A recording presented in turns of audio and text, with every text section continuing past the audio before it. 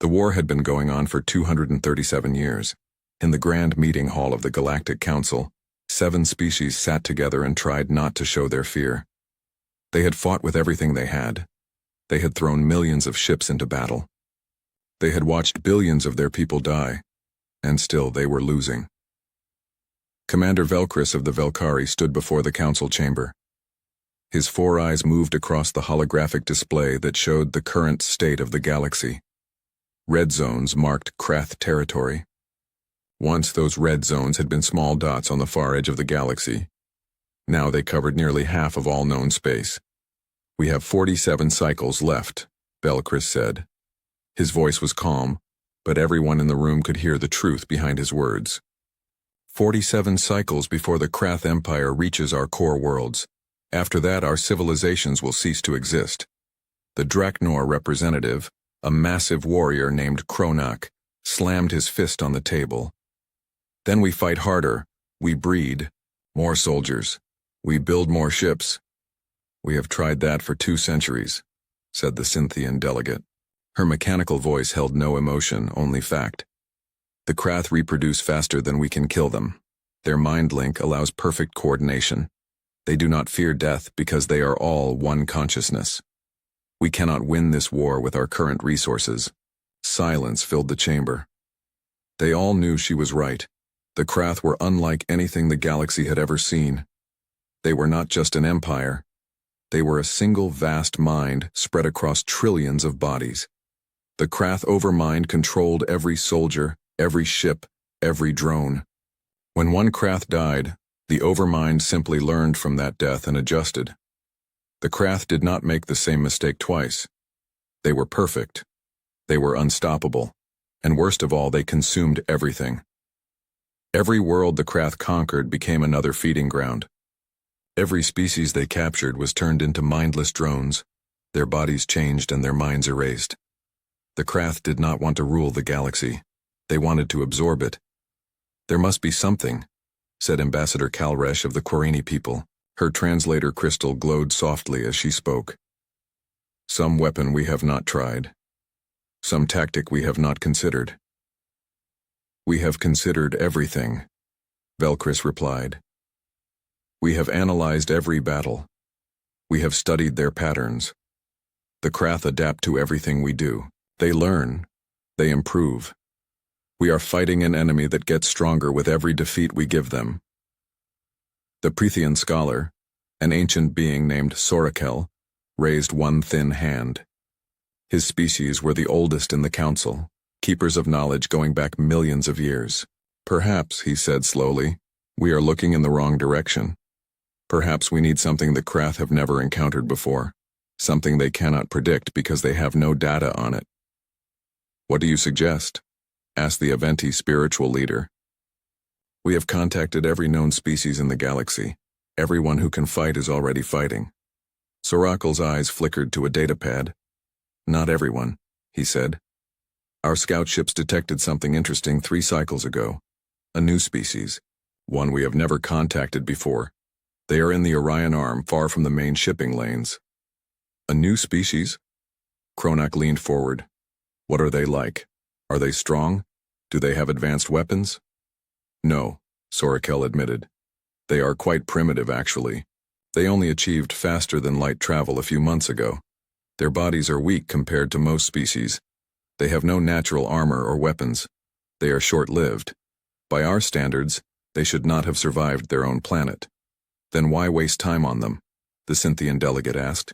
"Because," Sorakel said, "they come from what we classify as a death world.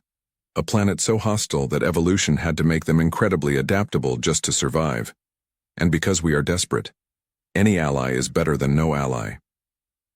The council debated for hours.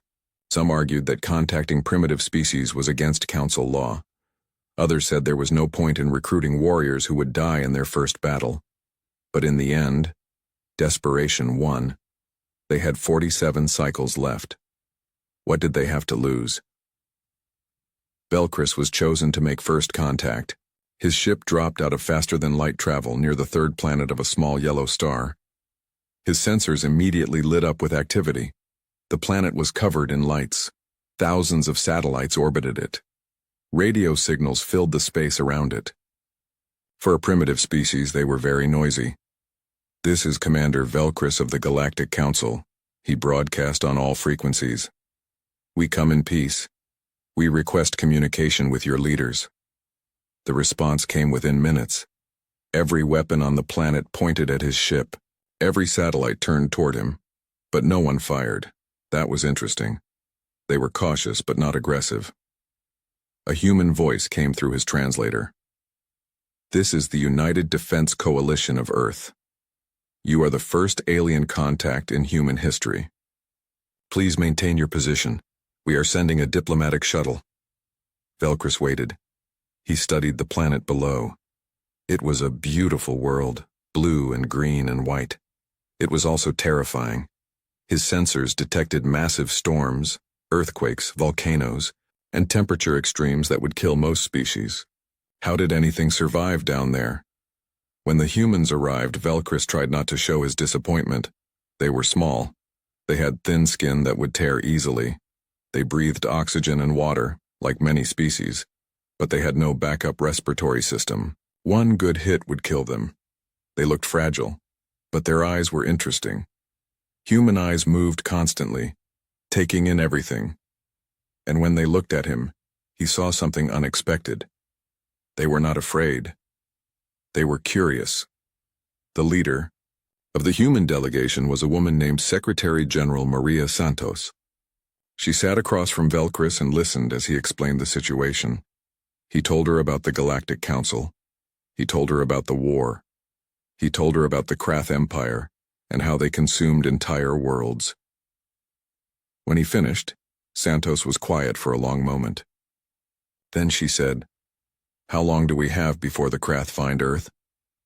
"If they continue at their current pace, they will reach your space in approximately 20 years. But they will find you eventually. They always do." "And if we refuse to help?" Velcris met her eyes. "Then you will face them alone. And you will lose." Santos nodded slowly. "I need to speak with our world leaders. Give us 72 hours. Those 72 hours felt like an eternity to Velcris. He watched the news broadcasts from Earth. He saw humans arguing, debating, fighting about what to do. Some wanted to help. Some wanted to hide. Some wanted to prepare to defend Earth alone. They were chaotic. They could not even agree among themselves. But when the 72 hours ended, Santos returned with an answer. "We will help," she said. "Not because we have no choice, but because it is the right thing to do. If there are species out there fighting for their survival, then Earth will stand with them." "You understand that many of your people will die?" Velcris asked. "We understand," Santos said, "but we also understand what happens if we do nothing.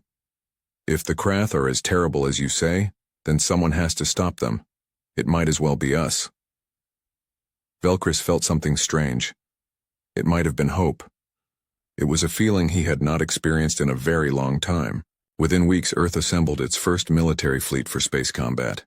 12 ships, 50,000 soldiers. It was a tiny force compared to the millions already fighting. But it was something.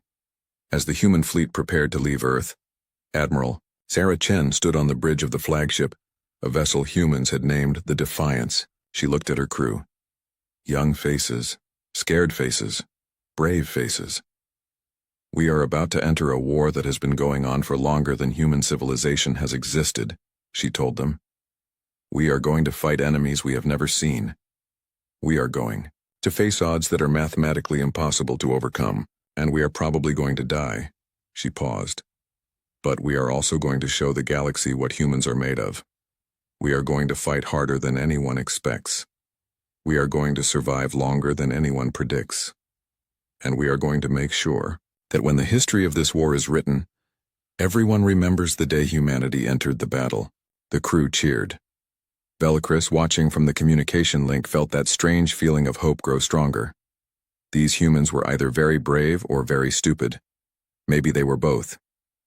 The human fleet activated their faster-than-light drives and disappeared into the stars. They were heading toward their first assignment, a supposedly safe position at a mining station called Theta 9. Behind them, Earth watched and waited. Parents held their children. Leaders prayed to their various gods. Scientists calculated the odds of survival.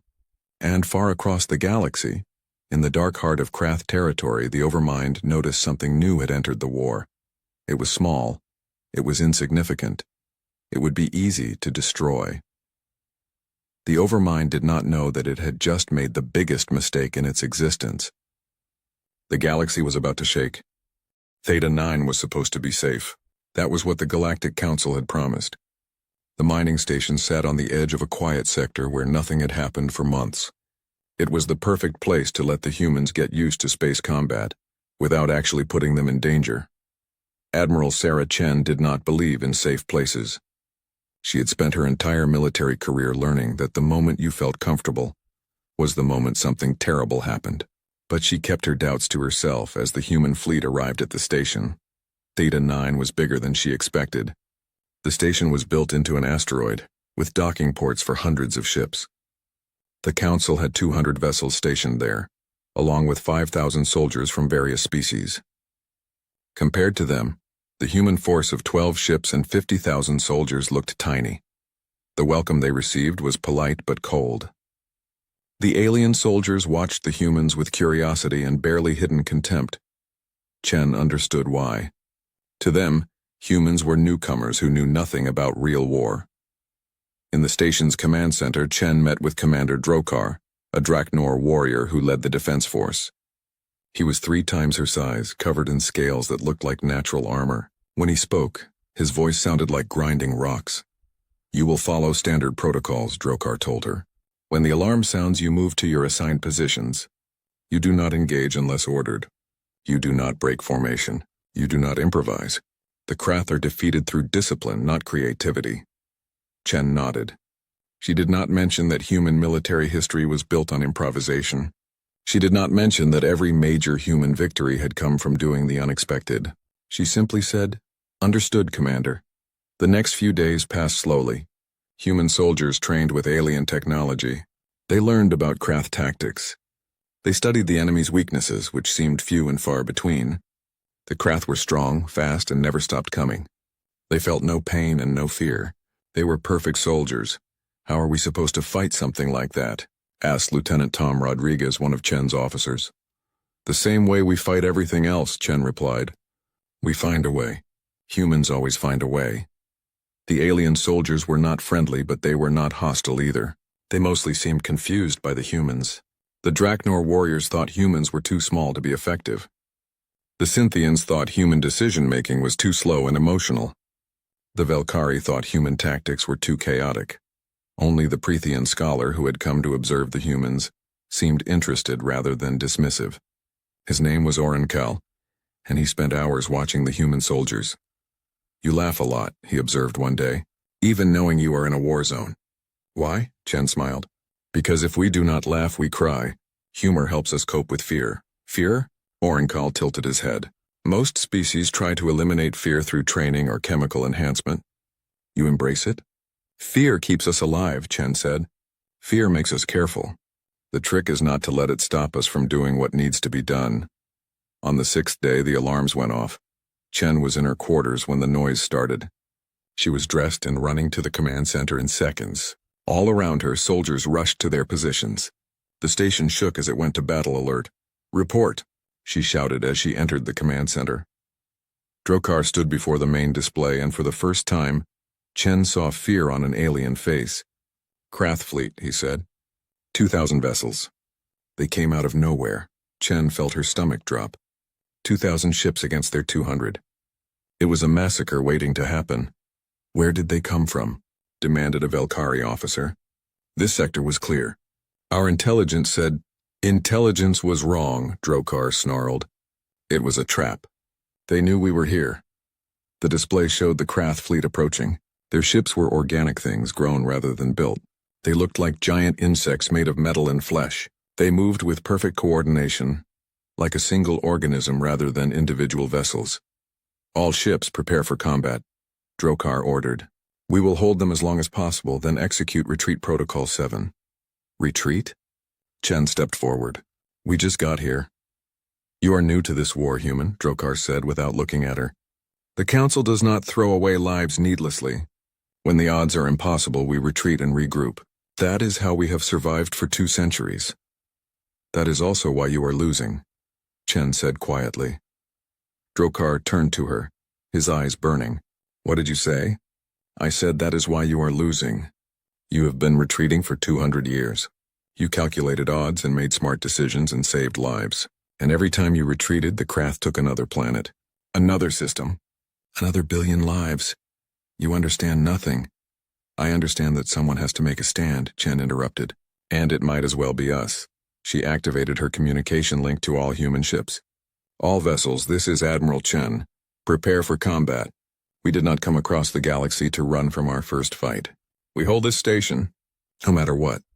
You are insane, Drokar said. Probably, Chen agreed. But we are also human, and humans do not give up. The battle began badly. The Krath fleet hit them like a hammer. Council ships exploded in the first wave. The Krath did not bother with tactics or strategy. They just kept coming, wave after wave, overwhelming through sheer numbers. The human ships fought differently than the Council forces. They did not maintain perfect formations. They broke apart and attacked from unexpected angles. They used the asteroid field around the station as cover. They rammed Krath ships when they ran out of ammunition. On the station itself, Krath drones began boarding. They cut through the hull and poured inside, thousands of them. The Council soldiers fell back and organized retreat exactly as they had been trained. The human soldiers did not retreat. They met the Krath in the corridors and fought them hand to hand. They used mining equipment as weapons. They set traps using the station's machinery. They screamed and shouted and made noise, which confused the Krath drones who had never encountered psychological warfare before. Lieutenant Rodriguez and his squad held a critical junction against a wave of 50 Krath drones. They ran out of bullets and switched to knives. They ran out of knives and used their bare hands. When reinforcements arrived, they found Rodriguez and 3 of his soldiers still standing, surrounded by Krath bodies. "Why are you still here?" asked a shocked Draknor warrior. "You should have fallen back." Rodriguez, bleeding from a dozen wounds, shook his head. "Fall back to where?" "This is the line." "We hold the line." In space, the battle was equally brutal. The Defiance took hit after hit. Its shields failed. Its weapons overheated. Fires burned on 3 decks, and still Chen pushed forward right into the heart of the Krath fleet. "Admiral, we have to retreat," her first officer shouted over the noise of explosions. "No," Chen said calmly. She studied the display. There, in the center of the enemy formation, was a Krath dreadnought. It was coordinating the attack, directing the other ships. "If they could take it out, all power to engines," she ordered. "Ram them. Admiral, that is." "An order," Chen finished. "Everyone to escape pods. Now that is an order too." The crew rushed to obey. Within minutes, only Chen remained on the bridge. She strapped herself into the captain's chair and aimed the Defiance directly at the Krath dreadnought. "For Earth," she whispered, "and for everyone who cannot run anymore." She pushed the engines to maximum. The Defiance accelerated faster and faster directly toward the dreadnought. The Krath tried to shoot her down, but she was too close and moving too fast. At the last second, Chen hit the reactor overload button and ejected herself in an emergency pod. The Defiance struck the dreadnought at full speed. Its reactor went critical. The explosion was so bright it could be seen from 3 star systems away. The dreadnought exploded. So did the 11 Krath ships closest to it. The Krath fleet paused. For the first time in recorded history, they hesitated. Their coordination broke for just a moment. They had never encountered an enemy willing to sacrifice themselves like that. That moment was enough. The Council forces rallied. They pushed back. More human ships followed Chen's example, ramming damaged vessels into Krath formations. The tide of battle shifted. By the time the Council reinforcements arrived, the battle was over. The Krath fleet retreated. Theta 9 station was saved. The cost was terrible. 33,000 human soldiers were dead. 8 of the 12 human ships were destroyed. But the Council had won.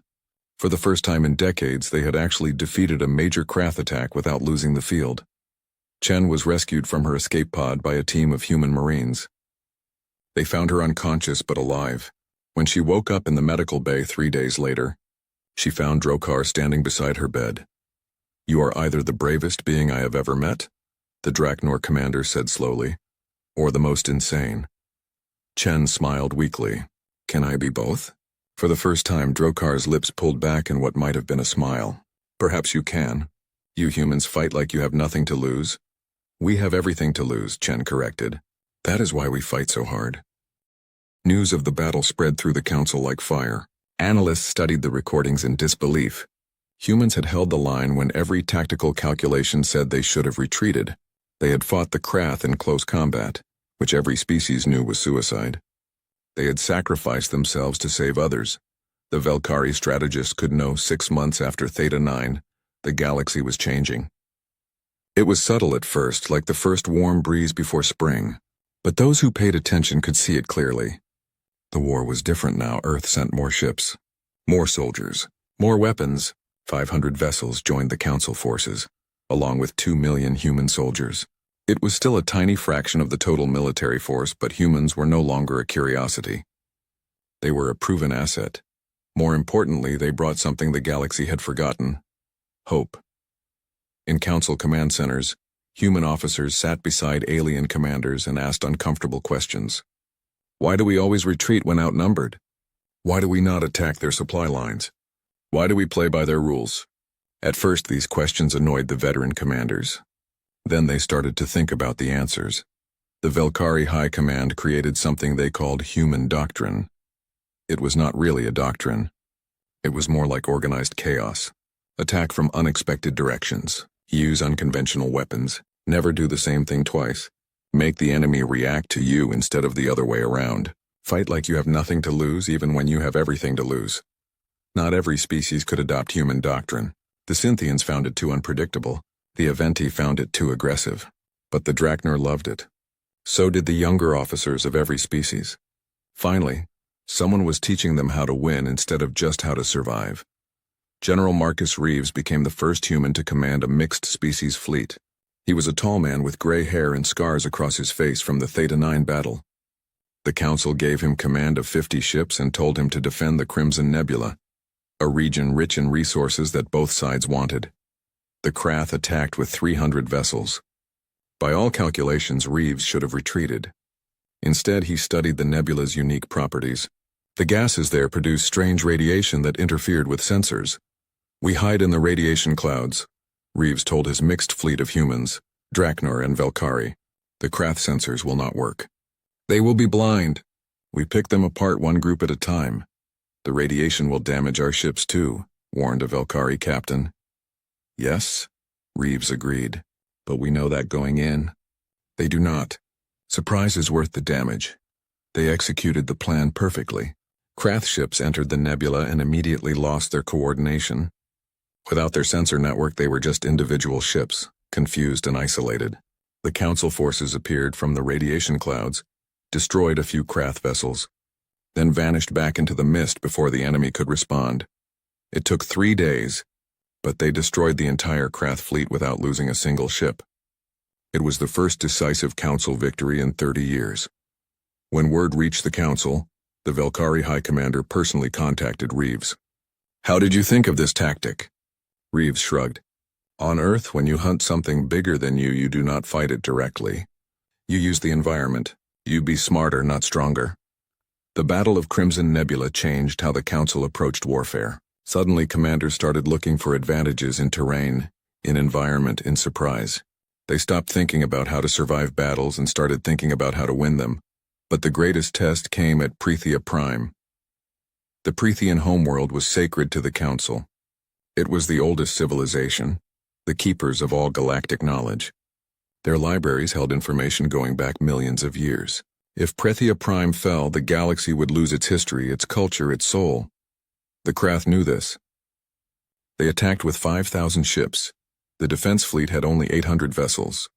Even with human doctrine, the odds were impossible. Evacuation began immediately. They would save who they could and abandon the planet. Dr. Sarah Kim, a human scientist, had a different idea. She had been studying Krath biology for months. The Krath were connected through a neural network, a form of telepathy that linked every drone to the overmind. That connection made them strong. But Dr. Kim thought it might also be a weakness. What if we could disrupt that connection? She asked Admiral Chen, who was leading the defense. How? Chen asked. Electromagnetic pulse, Dr. Kim explained. But not the kind we normally use. A pulse specifically tuned to the frequency of Krath neural patterns. It would be like static in their shared consciousness. It might not kill them, but it could confuse them. Might? Chen raised an eyebrow. I have never tested it on a large scale, Dr. Kim admitted. But if it works, then we buy time for the evacuation. Chen nodded. Do it. Dr. Kim and her team worked for 3 days straight. They built the EMP generators and placed them around the planet. When the Krath fleet arrived, they triggered all the devices simultaneously. The effect was immediate and spectacular. Krath drones on the ground stopped moving. They stood frozen, twitching, their connection to the Overmind severed. Krath ships in orbit spun out of control as their pilots lost coordination. For the first time in galactic history, the Krath were alone in their own minds. The confusion lasted only 20 minutes before the Overmind adapted and restored the connection. But 20 minutes was enough. The Council fleet counterattacked while the Krath were disorganized. They destroyed 1,000 enemy vessels before the Krath could respond properly. The remaining Krath fleet retreated. Prithia Prime was saved. The Council honored Dr. Kim with the Light of Preservation, the highest civilian award. She accepted it with typical human awkwardness, saying, I just saw a problem and tried to fix it. That is what scientists do. But the Prithian elders understood the deeper meaning. She gave us back our future, Elder Sorakel said. How can we ever repay such a gift? As victories accumulated, human culture began spreading through the Council. Soldiers from other species started listening to human music before battle. They read human stories about warriors and heroes. They learned human phrases like never surrender and against all odds. A Cynthian analyst tried to understand this phenomenon. Human culture emphasizes individual struggle against impossible circumstances, she reported. Their stories celebrate defeat as much as victory, as long as the struggle was honorable. This should make them pessimistic. Instead, it makes them more determined. But not everyone was happy about humanity's influence. Some council members worried that human doctrine was too costly. Humans took casualties at 3 times the rate of other species. They volunteered for the most dangerous missions. They treated death as acceptable if it achieved the objective. They are burning themselves out, warned a Quarini diplomat. At this rate, there will be no humans left in 10 years. Admiral Chen heard this concern and addressed it in a speech to the council. You are right, she said bluntly. We are dying. We take risks that seem insane to you. But let me tell you something about humanity. We have been dying since we first crawled out of the ocean. Our entire history is one long struggle against extinction. Predators, disease, ice ages, famine, war. We have faced extinction 100 times, and every time we survived because we refused to give up. She looked around the chamber. You want to know why we fight so hard? Because we learned long ago that survival is not given. It is earned, and we would rather die fighting than live as slaves to the Krath. The chamber was silent. Then slowly the Draknor delegation began a slow rhythmic beating on their chests. It was their gesture of respect for warriors. Soon other species joined in their own ways. Even the Cynthians, who rarely showed emotion, tilted their heads in acknowledgement. Human doctrine became official council policy. The Krath Overmind was learning too. It studied every human battle. It analyzed human psychology. It tried to predict human behavior. But humans remained frustratingly inconsistent. They retreated when they should attack. They attacked when they should retreat. They sacrificed themselves for no logical gain, then survived situations that should have killed them. The Overmind increased its focus on human targets. Special Krath units were created specifically to fight humans, but even these elite drones struggled. Humans adapted too quickly. What worked once never worked twice. Deep in Council intelligence, analysts made a concerning discovery. The Krath had a Nexus station, a massive hub that controlled 40% of their military operations. If they could destroy it, the entire Krath network would be disrupted. The problem was that the Nexus was defended by 10,000 Krath ships. It was the most fortified position in the galaxy. Attacking it would be suicide. When Admiral Chen saw the intelligence report, she smiled. That smile made her staff nervous. They knew what it meant. "Get me a meeting with the Velkari High Commander," she said. "I have an idea." "Admiral," her first officer said carefully, "that station is impossible to attack. Every simulation shows total defeat." "Every simulation assumes we fight logically," Chen replied. "But we are human. We do not fight logically. We fight to win." 2 weeks later, Chen stood before the full Galactic Council. She presented her plan to attack the Nexus station. The council members listened in growing horror. "You are describing a suicide mission," said the council fleet emerged from faster-than-light travel at the edge of the Nexus system. 3,000 ships, the largest armada ever assembled by the Galactic Council. On the bridge of every vessel, commanders stared at their displays and felt their courage waver. The Krath Nexus station was enormous. It was not just a space station. It was an artificial moon, built over centuries, covered in weapons and shields. Around it orbited 10,000 Krath vessels in perfect defensive formation. The station itself pulsed with a sickly green light, like a massive beating heart. "By the ancestors," whispered a Velkari captain. "We are attacking that." Admiral Chen stood on the bridge of the Indomitable and studied the enemy formation. She showed no fear, though her heart was racing. Fear was natural. Showing it was not allowed. Leaders did not get to be afraid. "All ships, this is Admiral Chen. You all knew what we were getting into. The Krath have numbers. They have perfect coordination. They have defended this station for 200 years. She paused. "But they have never faced all of us together. They have never faced an enemy that refuses to quit. Today we show them what happens when the galaxy fights back. Today we end this." Before anyone could respond, the Krath fleet attacked, 10,000 ships moving as one. It was beautiful in a terrible way, like watching a natural disaster. The Krath did not waste time with warnings or demands. They simply came to destroy. The first wave hit the Council fleet like a tsunami. Explosions bloomed across space. Ships died before they could even return fire. Within the first hour, 400 Council vessels were destroyed. "We are losing," reported the tactical officer. "We expected that," Chen replied calmly. "Execute Plan Theta." The Council fleet split into 3 groups. It looked like a retreat, which is what the Krath expected. But instead of running away, each group attacked from a different angle. The Krath had to divide their forces to respond. Their perfect coordination became a weakness when they had to defend 3 positions at once. Human ships led each attack group. They used every trick they had learned. They hid in debris fields. They used fake signals to draw Krath ships out of position. They rammed damaged vessels into enemy formations. It was chaos. It was unpredictable. It was very human. The battle raged for hours. Space became a graveyard of broken ships and scattered debris. Commanders on both sides screamed orders. Soldiers died by the thousands. And still the fighting continued. On the Indomitable, Chen watched the tactical display. They were making progress, but too slowly. At this rate, they would be destroyed before reaching the station. They needed something to break the stalemate.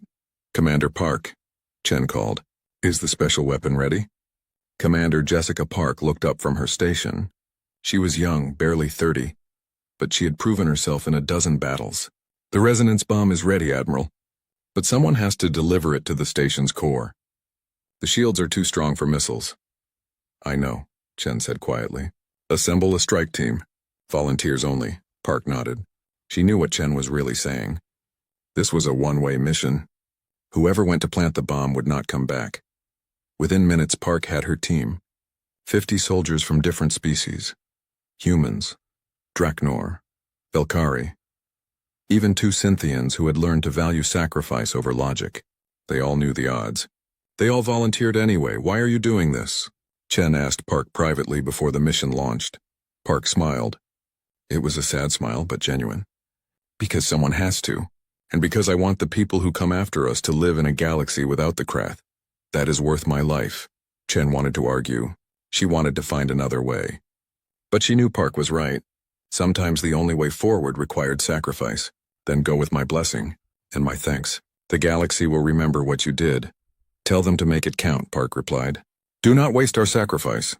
The strike team launched in small, fast shuttles. They dodged through the battle using larger ships as cover. Krath fighters chased them, but Council ships sacrificed themselves to keep the strike team safe. One by one, the shuttles were destroyed. But each time the survivors regrouped and kept going. By the time they reached the Nexus station, only 2 shuttles remained. Park's shuttle and one other. They crashed through the station's outer hull and into its interior. The inside of the Nexus was like a nightmare. The walls were organic, covered in pulsing veins that carried fluid throughout the structure. Krath drones poured out of side passages trying to stop the intruders. The strike team fought their way deeper, leaving bodies behind with every corridor. Park carried the resonance bomb herself. It was a human invention, designed by Dr. Kim after studying Krath neural patterns. The bomb would not destroy the station with explosions. It would send a massive pulse through the Krath neural network, disrupting the connection between the Overmind and every drone in the sector. They reached the core chamber. It was vast, filled with organic machinery that pulsed with the Overmind's consciousness. Park could feel it pressing against her mind, trying to break in, trying to understand her. "Set the bomb," she ordered her team. "We have 5 minutes." But the Krath were not going to give them 5 minutes. Drones poured into the chamber. The strike team formed a defensive circle around Park while she armed the weapon. One by one they fell. A Draknor warrior named Krovan took a blast meant for Park. He fell with a smile on his face. "For the future," he said with his last breath. A Velkari soldier named Seltara held off 20 drones single-handedly. "Tell my children I fought well," she said before the Krath overwhelmed her. Park worked frantically, her hands steady even as her team died around her. 4 minutes. 3 minutes. 2 minutes, the last of her team fell. Park was alone, surrounded by Krath drones closing in. The bomb was almost ready. Almost. "Come on," she whispered. Just a few more seconds. The timer hit 0. The bomb was armed. Park had 60 seconds to get to minimum safe distance. She looked at the approaching drones. She looked at the exit. She did the math in her head. She would not make it. "That is okay," she said to herself. "I never expected to." She activated her communication unit one last time. "Chen, the bomb is active. 60 seconds until detonation. Get everyone out of the blast radius. Do not wait for me. Park, you can still—" "No, I cannot," Park interrupted gently. "And that is okay. Just promise me you will finish this war. Promise me you will win." "I promise," Chen said, her voice breaking. "Good. Then I can die happy." Park pulled out her pistol and started shooting at the approaching drones. For Earth, for the galaxy, for everyone we have lost. The Krath drones rushed her. She emptied her weapon into them. When she ran out of bullets, she grabbed a piece of debris and kept fighting. She was still fighting when the bomb detonated. The pulse swept through the Nexus station like an invisible wave. It was not explosive. It was not destructive to physical matter. But to the Krath neural network, it was devastating. Every drone connected to the Nexus went dark simultaneously.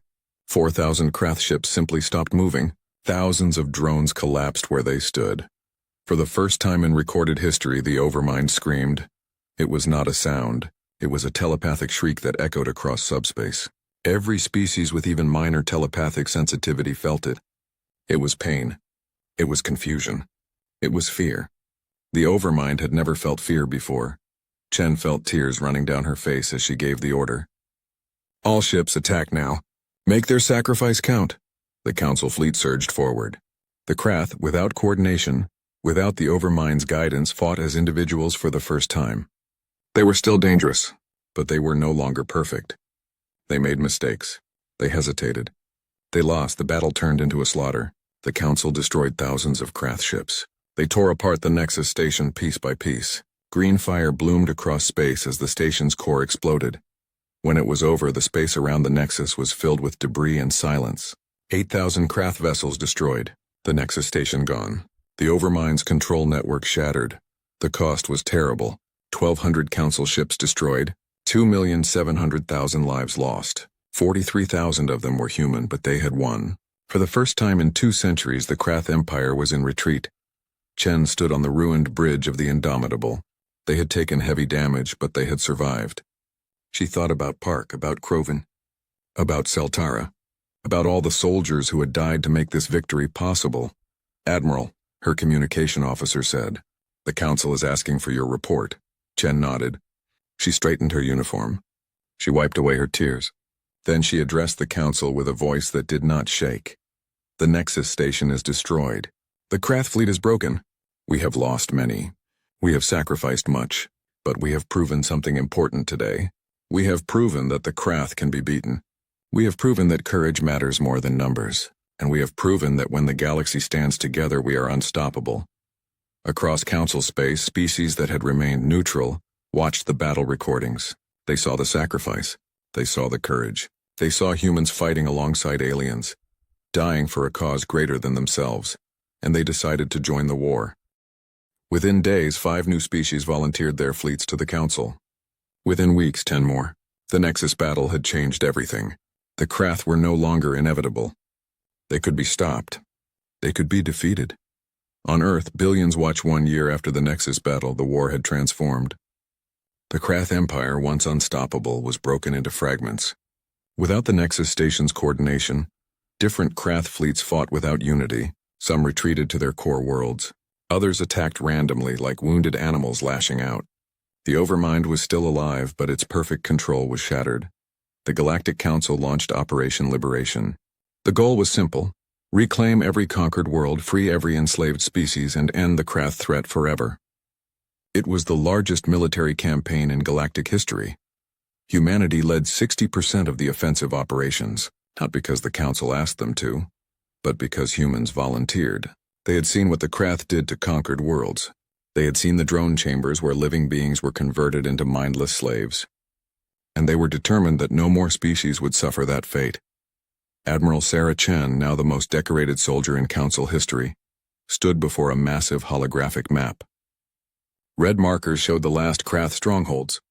At the center, pulsing like an evil star, was Krath Prime, the homeworld, the source of the Overmind itself. We have liberated 47 worlds, Chen reported to the assembled Council. We have freed 6 billion beings from Krath control. But until we destroy the Overmind's core on Krath Prime, this war will never truly end. The Overmind will rebuild. It will adapt. It will return. You are proposing we attack their homeworld, said Velcris, who had become Chen's closest alien friend over the years. Every Krath in the galaxy will defend it. I know, Chen replied. That is why we need to hit them with everything we have. Every ship. Every soldier. One final battle to end this war forever. The Prethian elder Sorakel, now ancient even by his species' long standards, spoke up. How many will die in this final battle? Chen met his eyes honestly. Millions. Maybe tens of millions. This will be the bloodiest battle in galactic history. And if we do nothing, then we condemn our grandchildren to fight this same war. Better we pay the price now than force future generations to suffer. The vote was unanimous. Every species agreed. They would attack Krath Prime. The Council assembled an armada that made the Nexus fleet look small. 8,000 ships from 12 different species. 3 million soldiers. It was more than an army. It was the combined will of a galaxy that refused to be enslaved. Earth sent 3,000 vessels, including veterans from every major battle. These were not fresh recruits. These were survivors. They had fought the Krath a dozen times and won. They knew the cost of victory, and they were willing to pay it one more time. The fleet gathered at the edge of Krath space. Soldiers from different species mingled on ships, sharing stories and promises to watch each other's backs. The tension was high, but so was the determination. Everyone knew what tomorrow would bring. Chen walked through the Indomitable's corridors the night before the battle. She stopped to talk with her crew. A young human pilot named Danny Lee, barely 20 years old. A Draknor engineer named Kralek who had fought alongside humans since Theta 9. A Synthian tactical officer who had learned to appreciate human, illogical courage. They were all scared. They were all ready. In the morning, the fleet jumped to Krath Prime. The Krath were waiting. 5,000 ships surrounded their homeworld, but more than that, the entire planet was a weapon. Orbital cannons, shield generators, missile platforms. The Krath had turned their homeworld into an impregnable fortress. The space battle began immediately. It was not tactical. It was not elegant. It was simply 2 massive forces smashing into each other with every weapon they had. Ships exploded by the dozen. Space became so filled with debris that navigation was nearly impossible. The Krath fought with desperate fury. They knew this was their last stand. The Overmind poured everything into the defense. For once, the Krath were not fighting to conquer. They were fighting to survive. But the Council had something the Krath did not understand. They had hope. They had courage. And they had learned from the humans that sometimes the only way to win was to refuse to lose. Admiral Chen led the main assault. Her battle group pushed through the Krath defenses at terrible cost. Ships exploded around her. Friends died. But she kept moving forward, always forward toward the planet below. All strike teams, this is Chen. The way is clear. Hit the planet now! Hundreds of landing craft plunged through the atmosphere. The Krath tried to shoot them down. Many were destroyed. But enough made it through.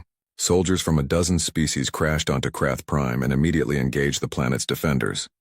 The ground war was brutal. Krath Prime was not like other worlds. The ground itself seemed alive. Buildings were grown from organic matter. The air was thick with spores that tried to infect invading soldiers. And the Krath drones were everywhere, defending their home with suicidal fury. Human soldiers fought side by side with Draknor warriors and Velkari commandos. They had trained together. They had bled together. Now they would win together or die together. Chen led a combined strike team toward the Overmind's core facility.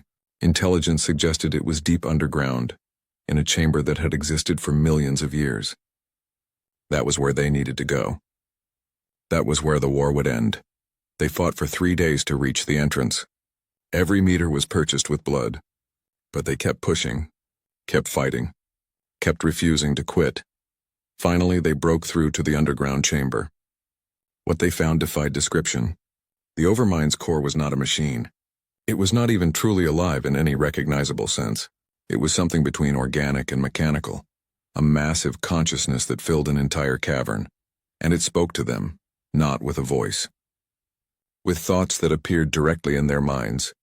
Every soldier felt it pressing against their consciousness. You are chaos, the Overmind said. You are entropy. Your existence violates the fundamental laws of efficiency. You should have failed. Your biology is weak. Your technology is inferior.